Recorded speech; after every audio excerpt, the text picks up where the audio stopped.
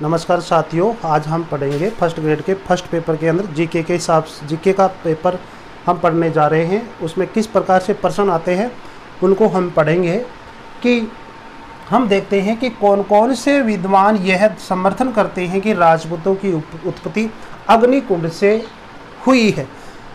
चंद्रबरदाई जिसने पृथ्वीराज रासो की रचना की थी, तो पृथ्वीराज रासो इनके सबसे बड़े समर्थक है कि राजपूतों की उत्पत्ति अग्निकुंड से हुई है। अब मैं ये एक फार्मूला लिख रहा हूँ, चौमासा, हम इसको रखेंगे चे मु सु, चुमुसु। चुमुसु आप याद रखना। चुमुसु का मतलब ये समझे कि राजपूतों की उत्पत्ति अग्निकुंड से हुई है। राजपूतों की उत्पत्ति किससे हुई है? अग्निकुंड से हुई है। ये कहने वाले चौमासा, आप एक फार्मूला याद रखना, यानी कि चैमुसु, चौमासा को चैमुसी में कन्वर्ट कर देना। अब चे का मतलब तो स्वयं क्या हो गए? चंद्र बरदाई, ठीक है। और मु का मतलब कौन? मुहैनोत नैनसी, मुहैनोत नैनसी। और सु का मतलब क्या हो गया? सूर्यमल मिश्रण, सूर्यमल मिश्रण। अब हम पता लगा, आपके सामने प्रश्न आएगा कि राजपूतों की उत्पत्ति अग्निकुंड से हुई है, इसका समर्थन करने वाले कौन कौन से विद्वान है। तो आपके सामने ये फार्मूला है, चौमासा याद रखना, चौमासा को चुमुसु याद रखना। और चे का मतलब चंद्रबरदाई खुद है, मु का मतलब मुहैनोत नैनसी, और सु का मतलब सूर्यमल मिश्रण। समझ गए होंगे शायद। अगला प्रश्न हमारे सामने, कौन से विद्वान प्राचीन क्षत्रियों को सूर्यवंशी और चंद्रवंशी मानते हैं? ऐसे कौन से विद्वान हैं जो राजपूतों की उत्पत्ति को सूर्यवंशी और चंद्रवंशी मानते हैं? इसमें मुख्य रूप से क्या है, आप ये याद रखेंगे, गौरी, हीरा और दस, ठीक है। गौरी हीरा दस थे। तो गौरी का मतलब आप समझ गए होंगे, जो प्रसिद्ध नाम है हमारे सामने, गौरी शंकर, डॉक्टर गौरी शंकर पहला नाम। मैं लिख देता हूं यहां पर, डॉक्टर गौरी शंकर ओझा, ठीक है। 2 नंबर पर यानी कि हीरा का मतलब क्या हो गया बताइए आप? गौरी शंकर, ये तो हो गया गौरी शंकर हीरा, डॉक्टर गौरी शंकर। और दूसरा है हीराचंद ओझा। तो ही का मतलब हीराचंद ओझा, हीराचंद ओझा। और 10 का मतलब याद रखना, डॉक्टर दशरथ शर्मा, डॉक्टर दशरथ शर्मा। ये 3 व्यक्ति याद रखे, गौरी हीरा दस, जो राजपूतों की उत्पत्ति को क्या मानते हैं? सूर्यवंशी और चंद्रवंशी मानते हैं। फार्मूला मैंने आपको बताया, गौरी हीरा दस। हीरा गौरी का मतलब डॉक्टर गौरी शंकर ओझा, हीरा का मतलब हीराचंद ओझा, और 10 का मतलब डॉक्टर दशरथ शर्मा। तो गौरी शंकर, हीराचंद ओझा और डॉक्टर दशरथ शर्मा, ये 3 ऐसे विद्वान हैं जो राजपूतों को सूर्यवंशी और चंद्रवंशी मानते हैं। यही मत कि राजपूतों की उत्पत्ति सूर्यवंशी और चंद्रवंशी से हुई है, यही सबसे बड़ा मान्य है। यही मत कि राजपूतों की उत्पत्ति सबसे ज़्यादा जो लोग मानते हैं वो यही मत है कि राजपूतों की उत्पत्ति सूर्यवंशी और चंद्रवंशी से हुई है। आगे बात करते हैं कि चंद्रबरदाई द्वारा रचित पृथ्वीराज रासो के अनुसार राजपूतों की उत्पत्ति मानी जाती है। किससे मानी गई? अग्निकुंड से। यह आपको सबको पता है, अग्निकुंड से इसकी उत्पत्ति मानी जाती है। तो अब इस अग्निकुंड के अंदर कौन कौन से राजपूत इसके अंदर जन्म लिया था? तो आप जरूर याद रखें, एक फार्मूला मैं बता रहा हूं आपको कि प्रताप चाचो। तो याद रखना, इसको तय को यहाँ पे गौण रखना है आपको, मैं याद रखने के जरिए से बता रहा हूं। प्रताप चाचो, तय को यहाँ पे गौण रखे। और पे, अब यहाँ पे पे का मतलब आप जरूर समझे प्रतिहार। प्रे का मतलब हो गया प्रतिहार। तो ठीक है, 1 नंबर पर प्रतिहार लिख देता हूं, प्रतिहार राजपूत, ठीक है। ताको गौण रखा गया है। और इस पे का मतलब क्या है? इसका पे का मतलब हो गया परमार। क्या हो गया? 2 नंबर पर परमार। और तीसरे नंबर पर चा का मतलब क्या हो जाएगा? चालुक्य चौहान, चालुक्य हो जाएगा, और फिर चौ का मतलब हो जाएगा चौहान। चौहान। इस तरह से हम देखें कि चंद्रबरदाई द्वारा जो रचित पृथ्वीराज राजसों के अनुसार राजपूतों की उत्पत्ति अग्निकुंड से हुई है, और अग्निकुंड में से 4 राजपूत को जन्म होता है, और उसका मैंने फार्मूला बनाया है प्रताप चाचो। आपको यहाँ पे प्रताप के अंदर ताक गोण रखना है सहायक के रूप में, और प्र का मतलब हो गया प्रतिहार, पै का मतलब हो गया परमार, और चा का मतलब हो गया चालुक्य, और चौ का मतलब हो गया चौहान। तो प्रतिहार, परमार, चालुक्य और चौहान, ये 4 राजपूतों की उत्पत्ति हुई है। हमीर महाकाव्य, हमीर महाकाव्य की रचना किसने की थी? नयन चंद्र सूर्य ने की थी। तो हमीर महाकाव्य के अनुसार चौहानों की उत्पत्ति किससे हुई है? चौहानों की उत्पत्ति हुई है सूर्यवंशी से, यानी कि सूर्यवंश से चौहानों की उत्पत्ति हुई है। आपसे पूछा जा सकता है फर्स्ट ग्रेड के फर्स्ट पेपर के अंदर कि त्रिपक्षीय युद्ध, ट्रिपेट्रिएट स्ट्रगल, त्रिपक्षीय युद्ध किन के बीच में हुआ था, कितने वर्षों तक चला? यह युद्ध 100 वर्षों तक चला। 3 पक्ष इसमें युद्ध करने जा रहे हैं। एक पक्ष क्या था? इस बंगाल की ओर जो पाल शासक था उनका पक्ष था, ये युद्ध कर रहे थे। दूसरी ओर उत्तर पूर्व की भारत की ओर जो गुर्जर प्रतिहार थे, ये युद्ध कर रहे थे। और दक्षिण की ओर राष्ट्रकूट जो शासक थे वो युद्ध कर रहे थे। तो इन लोगों ने 100 वर्षों तक युद्ध किया। उस युद्ध को हम क्या कहते हैं? त्रिपक्षीय युद्ध कहते हैं, ट्रिपेट्रिएट स्ट्रगल कहते हैं। कारण क्या था इस युद्ध का? कारण क्या था कि कन्नौज पर अधिकार करना था। कारण क्या था कि ये लोग ये चाह रहे थे कि हम लोग कन्नौज पे अधिकार करें, ये कारण हो गया। अब शुरुआत, इस युद्ध की शुरुआत कब हुई? प्रतिहार वत्स ने कन्नौज के इंद्रायुध को पराजित करके की थी। यानी कि इस गुर्जर प्रतिहार के अंदर एक राजा था जिसका नाम था वत्सराज। वत्सराज ने कन्नौज पे अधिकार किया। कन्नौज के ऊपर वहां का जो राजा था इंद्रायुध, ये राजा का नाम था। इसको हराकर वहां पर उसने अधिकार कर लिया वत्सराज ने। यानी कि शुरुआत इन लोगों ने की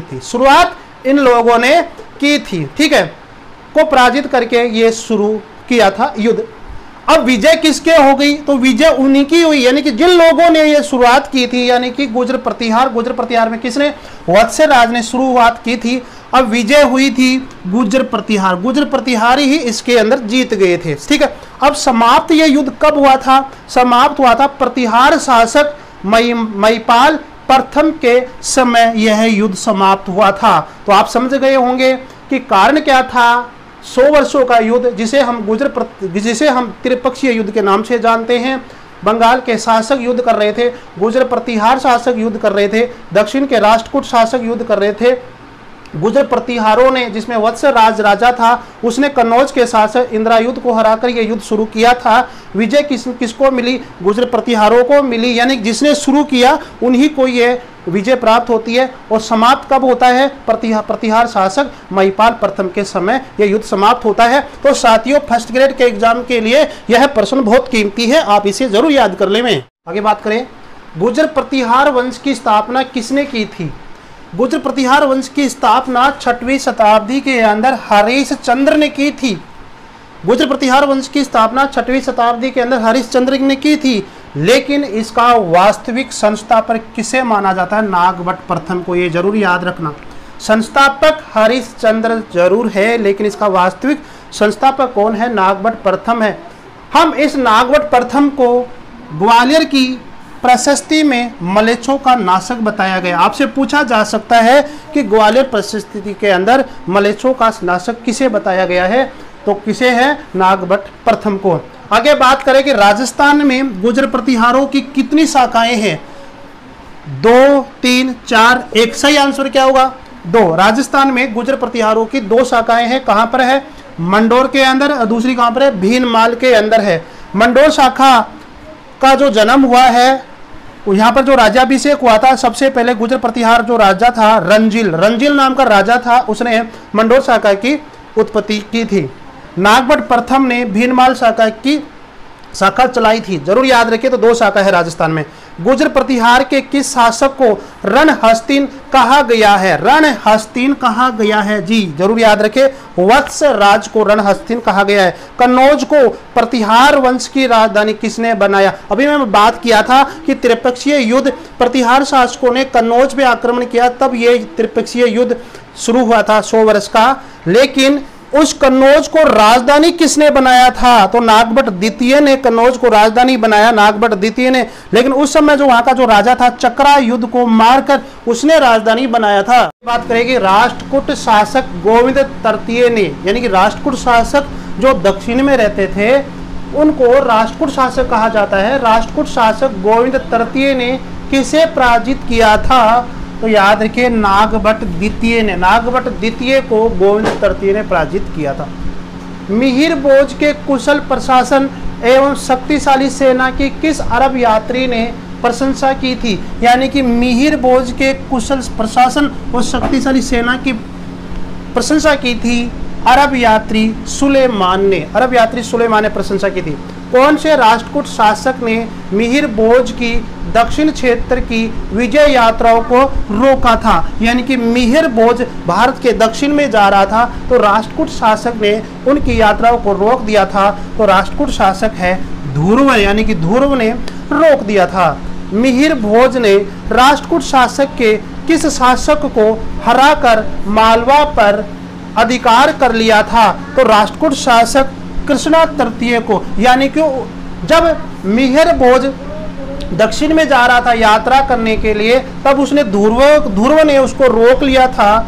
लेकिन राष्ट्रकूट शासक मिहिर भोज ने, राष्ट्रकूट शासक जब वापिस वो मालवा की तरफ जा रहा था, तो उसने कृष्णा तृतीय को क्या किया? हरा दिया था। तो राष्ट्रकूट शासक कृष्ण तृतीय को हरा दिया था, ठीक है। और ध्रुव को वो नहीं हरा पाया और ध्रुव ने उसकी यात्रा को रोक लिया था, ठीक है। कौन से शिलालेख में मिहिर भोज की उपाधि परम भट्टारक, महाराजा धीराज और परमेश्वर उत्कीर्ण की गई है? तो ये देवगढ़ में भी मिलती है, आहार में मिलती है और ऊना, उपरोक्त सभी के अंदर शिलालेखों के अंदर मिहिर भोज की ये उपाधियां मिलती है। कवि राजशेखर किस प्रतिहार शासक के समकालीन था? कवि राजशेखर आपसे पूछा जा सकता है, 4 ऑप्शन सामने आएंगे। मिहिर भोज अपना सही आंसर होगा। मिहिर भोज के समय कवि राजशेखर थे, लेकिन राजशेखर मिहिर भोज के पुत्र महेंद्र पाल प्रथम के समय भी थे, ये भी जरूर याद रखें, के समय भी थे। राजशेखर अपने ग्रंथों में महेंद्र पाल प्रथम, यानी कि महेंद्र पाल प्रथम कौन है?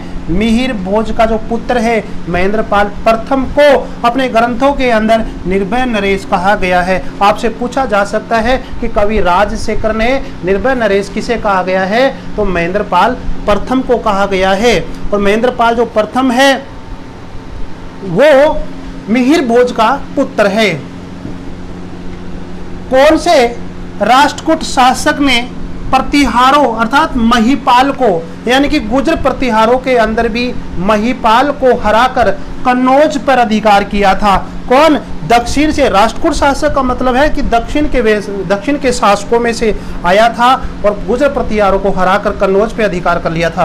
वो कौन है? राष्ट्रकूट नरेश इंद्र तृतीय ने प्रतिहारों पे आक्रमण किया, अर्थात महिपाल पे आक्रमण किया और कन्नौज को जीत लिया था।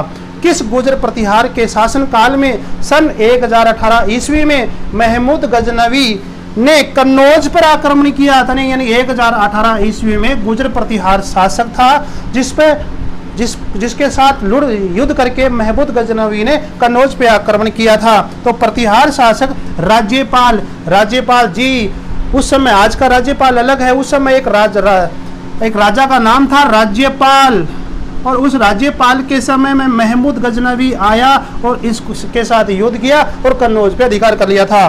प्रतिहार शासकों का अंतिम शासक कौन था? यशपाल देव था। किसका मानना है कि अग्निकुंड से उत्पत्ति को किसी विदेशी जाति के लोगों को अग्निकुंड के समक्ष पवित्र कर हिंदू जाति में शामिल किया है? पृथ्वीराज रासो के अकॉर्डिंग जो चंद्रबाई बरदाई ने उसकी रचना की थी, उसमें कहा गया है कि राजपूतों की उत्पत्ति अग्निकुंड से हुई है। लेकिन विलियम कुर्क क्या कहते हैं कि उस अग्निकुंड के पास लोगों को लाया गया होगा और बाद में उनको हिंदू बनाया गया है। इस तरह से राजपूतों की उत्पत्ति हुई है। तो यह प्रश्न कई बार एग्जाम के अंदर आ चुका है, वेरी इंपॉर्टेंट क्वेश्चन है ये वाला। और यह पूरा का पूरा कथन आता है कि किसका मानना है कि अग्निकुंड से उत्पत्ति को किसी विदेशी जाति के लोगों को अग्निकुंड के समक्ष पवित्र कर हिंदू जाति में शामिल किया है। तो इसको ये कौन कह रहा है?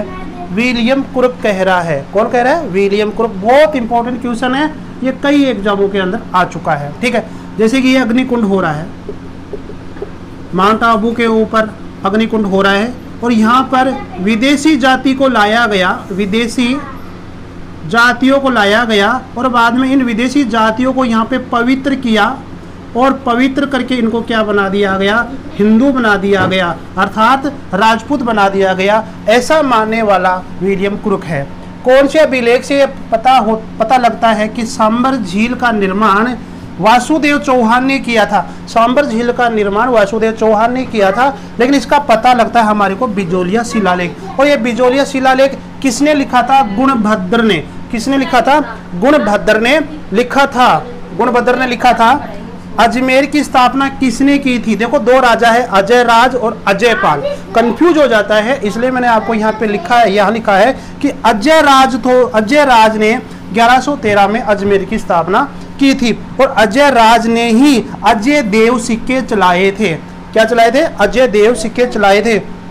कवि बांधव के नाम से कौन प्रसिद्ध है? तो कवि बांधव के नाम से विग्रहराज चतुर्थ, जिसे हम बिसलदेव के नाम से भी जानते हैं। तो कवि बांधव, विग्रहराज चतुर्थ और बिसलदेव सब एक ही है, ये सब अजमेर के राजा हुए हैं। सोमदेव जो कवि है, इसने ललित विग्रहराज की रचना की थी। विग्रहराज चतुर्थ ने क्या लिखा? हरिकेली नाटक, जो कि अजमेर के शासक थे, जिनको कवि बांधव के नाम से भी जानते हैं। तो विग्रहराज चतुर्थ के दरबार में कौन रहते थे? सोमदेव कवि रहते थे। ये जरूर याद रखें कि विग्रहराज चतुर्थ के दरबार में सोमदेव ही रहते थे और सोमदेव ने ललित विग्रहराज की रचना की और स्वयं विग्रहराज चतुर्थ ने हरिकेली नाटक की रचना की थी। विग्रहराज चतुर्थ ने ही अजमेर में संस्कृत पाठशाला बनवाई थी। बाद में वो 2.5 दिन के झोपड़ा में तब्दील हो जाता है। आगे चौहान शासकों का स्वर्ण काल, एक सुनहरा काल, उत्कृष्ट काल, चौहानों का जो उत्कृष्ट काल था, स्वर्ण काल था, वो विग्रहराज चतुर्थ के समय का ही था। इसके जरूर याद रखें आप। दंगुल पंगुल विश्व विजेता कौन प्रसिद्ध है? दंगुल पंगुल विश्व विजेता के नाम से जो राजा प्रसिद्ध है अजमेर के, वो है पृथ्वीराज चौहान तृतीय। सन 1031 में स्थापित देलवाड़ा में प्रसिद्ध विमल शाह का मंदिर किस भगवान को समर्पित है? आपसे पूछा जा सकता है। तो यह है आदिनाथ अर्थात ऋषभ देव भगवान को विमल शाह का मंदिर प्रसिद्ध है। देलवाड़ा में लूण वसई का मंदिर, जिसे हम वास्तुपाल और तेजपाल के नाम से जानते हैं, के मंदिर का निर्माण किसने किया? तो इसका निर्माण किया था सोम सिंह के मंत्री तेजपाल ने किया था। किसने किया था? तेजपाल ने किया था। और इस मंदिर को हम लूणवसी के नाम से या वास्तुपाल तेजपाल के नाम से जानते हैं। यह जो मंदिर है वो भगवान नेमिनाथ को प्रसिद्ध है। बहुत इंपॉर्टेंट क्वेश्चन है, भगवान नेमिनाथ को प्रसिद्ध है। खजुराहो के विष्णु मंदिर का निर्माण किसने किया था? तो चंदेल शासक यशोवर्मन ने इनका निर्माण किया था। एलोरा के कैलाश मंदिर का निर्माण किसने किया? राष्ट्रकूट शासक कृष्ण प्रथम ने एलोरा के कैलाश मंदिर का निर्माण किया। आपसे फर्स्ट ग्रेड के एग्जाम में पूछ सकता है। हर्षवर्धन 606 से 647 में जब राजा बना था तो बौद्ध धर्म क्यों अपनाया? यानी कि हर्षवर्धन जो राजा था उसने बौद्ध धर्म क्यों अपनाया? ठीक है। चीनी यात्री हवेनसांग के कारण, क्योंकि चीनी यात्री हवेनसांग हर्षवर्धन के समय आया था और इसी के कहने पर, इसी से प्रेरित होकर उसने बौद्ध भिक्षु दिवाकर से हर्षवर्धन ने बौद्ध धर्म अपनाया था। तो चीनी यात्री हवेनसांग के कारण हर्षवर्धन ने यह धर्म अपना लिया था, बौद्ध धर्म। अब हर्षवर्धन के शासन काल में कवि रहा करते थे। हर्षवर्धन के शासन काल के अंदर जो कवि थे, एक का नाम था बाणभट्ट, दूसरे का नाम था मयूर कवि। आपसे पूछा जा सकता है कि हर्षवर्धन के शासनकाल में या हर्षवर्धन के दरबार में जो कवि रहते थे वो है मयूर कवि और एक का नाम है बाणभट्ट। ठीक है, हर्षवर्धन खुद भी कई पुस्तकों की रचना की थी, जिनमें से मुख्य रूप से देखें तो प्रियदर्शिका, रत्नावली और नागानंद। आपसे कैसे याद रखें, फार्मूला आप बना सकते हैं कि हर्ष ने प्रिय रतन, ठीक है, प्रिय रतन ना, हर्ष का प्रिय रतन ना। ठीक है, तो ये हर्ष हो गया, प्रिय रतन तो प्रिय से प्रियदर्शिका, ऐसे याद कर लिया करो आप, प्रिय रतन ना। ठीक है, तो हर्ष प्रिय रतन ना, तो प्रिय से प्रियदर्शिका, रतन से रत्नावली और ना से नागानंद। ठीक है, तो ये जो पुस्तकें हैं वो संस्कृत भाषा में लिखी गई है। किसने लिखी है? हर्षवर्धन ने। ठीक है, आपसे पूछा जाएगा कि हर्षवर्धन द्वारा कौन सी पुस्तक नहीं लिखी गई है, 1 2 3 चौथे ऑप्शन में ये दे देगा हरिश्चरित्र। आप सोचेंगे कि यार हर्षवर्धन ने तो हरिश्चरित्र लिखा ही होगा, गलत हो जाएगा। तो प्रियदर्शिका, रत्नावली और नागानंद हर्षवर्धन की है। अब हर्षवर्धन के दरबार में जो कवि रहते थे बाणभट्ट, बाणभट्ट ने कौन कौन सी पुस्तकें लिखी? तो हरिश्चरित्र, हरिश्चरित्र बाणभट्ट ने लिखा, कादंबरी लिखी, चंडी शतक लिखा, पार्वती परिणय लिखा। आप इसको टुकड़ों में याद करो, हर्ष का, ठीक है, जैसे हर्ष का तो हर्ष यानी हरिश्चरित्र, का यानी कादंबर, ठीक है, कादंबरी, तो ऐसे लिख लो हर्ष का। ठीक है, तो हर्ष का मतलब हरिश्चरित्र, का मतलब कादंबरी। आगे देखो चप्पा, तो हर्ष का चप्पा, हर्ष का चप्पा, ऐसे याद कर लो। तो हर्ष का मतलब क्या हो गया? हरिश्चरित्र लिखा, का मतलब कादंबरी लिखा गया, चे का मतलब चंडी शतक लिखा गया और पा का मतलब पार्वती परिणय लिखा। ये किसने लिखा? बाणभट्ट ने लिखा। तो हर्ष का चप्पा किसने लिखा? बाणभट्ट ने लिखा। आपके शायद याद हो गया होगा। एक मयूर कवि ने क्या लिखा? सूर्य शतक, मयूर शतक और खंड प्रशस्ति, ये लिखे। आप स्क्रीनशॉट ले लीजिए। ह्वेनसांग 600 से 664 के बीच में भारत में आया था। चीनी यात्री किसके शासनकाल में भारत में आया था? तो देखो हर्षवर्धन के शासनकाल में आया था। देखिए है से है मिलान करना, आपको है से है मिलान करना है। आपसे पूछा जाए कि हर्षवर्धन के शासनकाल में कौन भारत में आया? तो ह्वेनसांग आया। ठीक है, आपसे पूछा जाए कि ह्वेनसांग किसके शासनकाल में आया? तो हर्षवर्धन के शासनकाल में। दोनों के पहले ही है आ रहा है, तो आप आसानी से पहचान सकते हो। सीयूकी क्या है? ह्वेनसांग द्वारा रचित पुस्तक जिसमें उसकी यात्रा का वर्णन है। जब वह हर्षवर्धन भारत के अंदर हर्षवर्धन के शासनकाल में आया था तो उसने एक बुक लिखी थी, अपनी यात्रा का उसमें वर्णन किया था। तो जो सीयूकी जो बुक है वो उसकी यात्रा से संबंधित है, तो सीयूकी बोलते हैं उसको। ह्वेनसांग जो था उसको कई नामों से जाना जाता है। देखो यात्रियों का राजकुमार। आपसे पूछा जाए कि यात्रियों का राजकुमार कौन है? तो ह्वेनसांग है। आपसे पूछा जाए कि वर्तमान शाक्य मुनि के नाम से कौन प्रसिद्ध है? ह्वेनसांग प्रसिद्ध है, जो हर्षवर्धन के शासनकाल में आया था। ऐहोल अभिलेख की रचना किसने की थी? रवि कीर्ति ने की थी। रवि कीर्ति पुलकेशिन द्वितीय के दरबार में रहता था, ये जरूर याद रखें। विश्वकर्मा गुफा कौन सी गुफाओं में? आपसे पूछा जाएगा कि विश्वकर्मा गुफा कौन सी गुफाओं के अंदर प्रसिद्ध है? तो एलोरा की गुफा के अंदर ये प्रसिद्ध है।